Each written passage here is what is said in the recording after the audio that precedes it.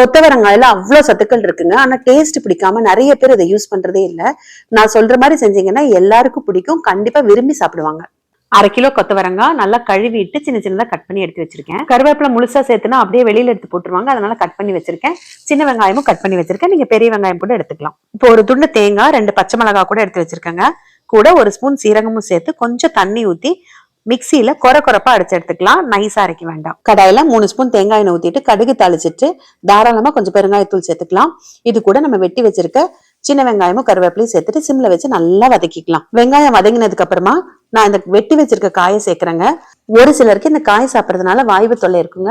அப்படி இருக்கும்போது இந்த காயை நீங்க அப்படியே சேர்க்காம ஒரு பாத்திரத்துல 1 லிட்டர் தண்ணி ஊத்திட்டு கொதிச்சதுமே இந்த காயை போட்டு ஒரு 2 நிமிஷம் கொதிக்க வச்சுட்டு அந்த தண்ணியை வடிச்சிட்டு சேர்த்திக்கோங்க.